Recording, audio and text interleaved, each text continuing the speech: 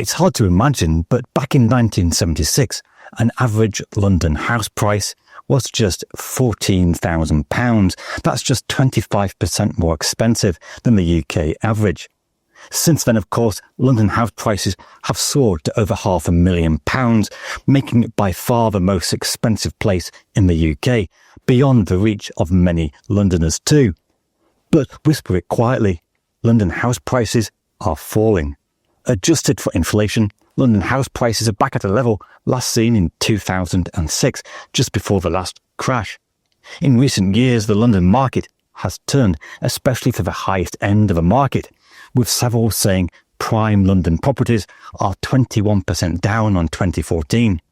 Since 2016, London has seen the lowest house price inflation in the UK, and in the past 3 years, prices have actually gone down. What is really happening to London house prices, and does this suggest that the market will never be the same again in London? If we look at the London house price premium over the rest of the country, we can see quite a striking feature. In 1976, the premium was just 25% for living in London, but this increased to reach a peak of 130% in 2016. But since that peak, the London house price premium is in decline. The graph also shows how London house prices are typically much more volatile than UK prices on average. In a boom, London house prices typically increase the most. But if there is a rise in interest rates, it's expensive London house prices that are affected the most. Mortgage payments as a share of income are much higher in London than elsewhere. Of course, since the 1970s, there's also been a sea change in the UK economy. Basically, manufacturing, based largely in the north, went into decline, and the economy became much more reliant on financial services. This led to London becoming much richer than the rest of the population. Even now, there is a large gap between London and the rest of the country. In fact, take London out of the equation, and according to the FT, the UK average is lower than the poorest US state, Mississippi.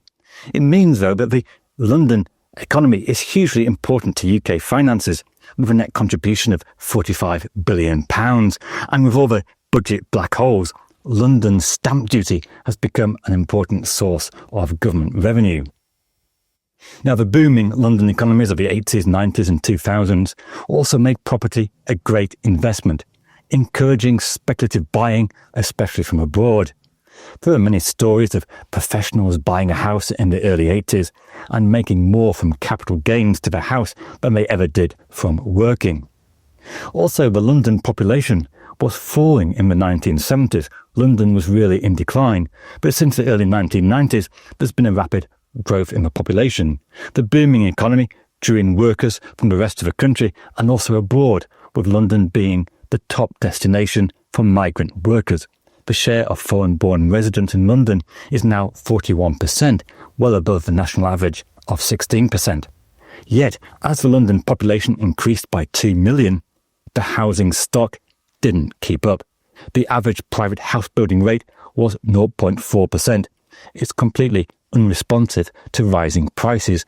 Even now, with an acute housing shortage, the city struggles to build the target of 38,000 homes a year. So why are London house prices falling by more than the national average? And how long is this likely to be the case? Firstly, in 2016, affordability reached really impossible levels. 12 times income, according to nationwide methodology, even more using ONS.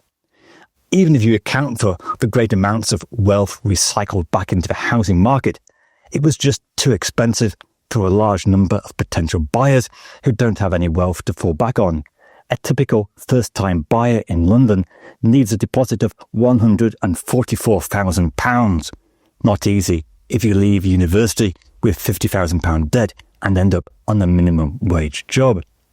Secondly, of course, investors were much more happy to buy a London property when there was an expectation that prices would keep rising. But with prices now falling in real terms, it offers little hope of big capital gains for a better investment to make.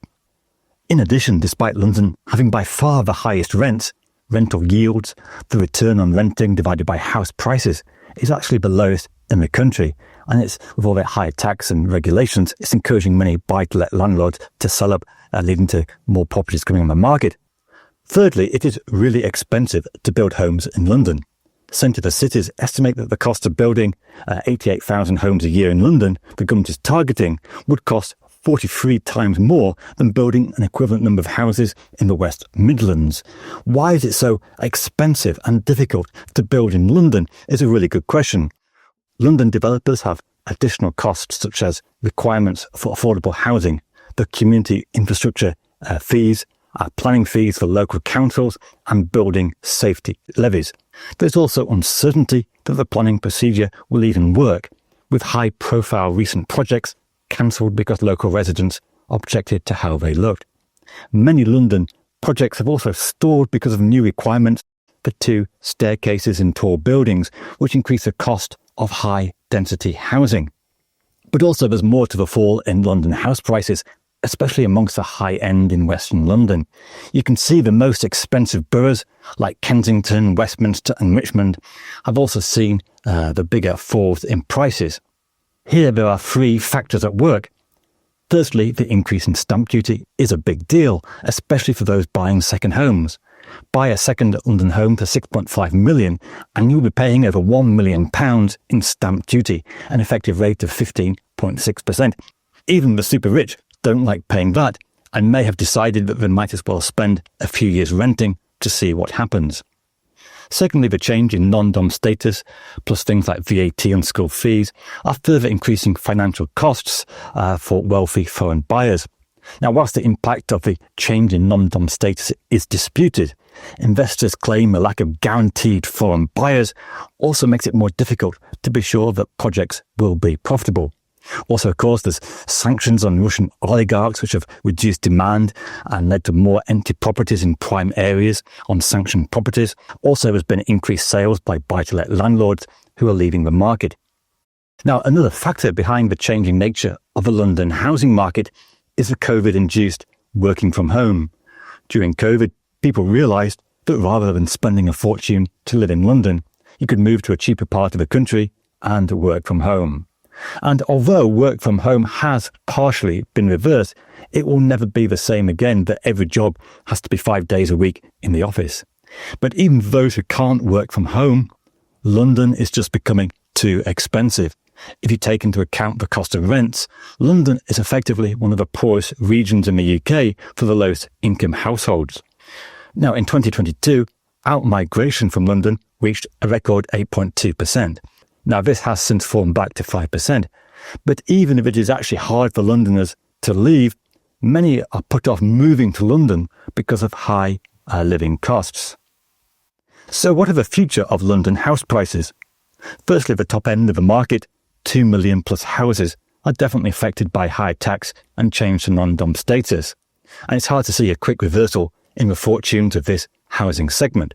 But also, this isn't really representative of all London properties. The wider housing market is not likely to see big falls in nominal prices for a number of reasons. Firstly, interest rates are set to fall. Because London prices are so high, lower interest rates has a bigger effect on reducing mortgage payments. London prices fall the most when interest rates go up.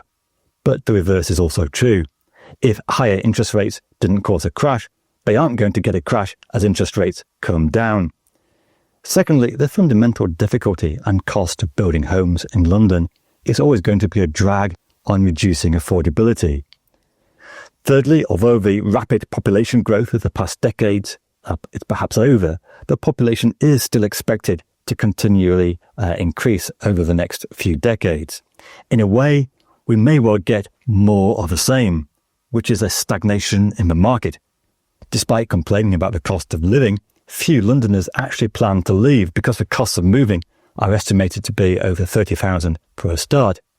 Adjusted for inflation, house prices may even continue to fall, making very slight inroads in affordability. But even falling real house prices don't help much when real incomes are not rising much anyway. So the London housing market has changed. It's not the easy route to capital gains that it once was. The high unaffordability is really starting to bite, and the market has kind of reached a saturation point. But at the same time, it is still the engine of the UK economy, and many high-paying jobs are there. So there could be continued demand for living in London, and what we're likely to see is kind of perhaps a stagnation in the market, very few buys and sales, and house prices kind of going sideways. Hopefully real incomes will increase and make it more affordable, but that would be nice to see anyway. Well, thanks for watching. Do consider subscribing, and see you soon.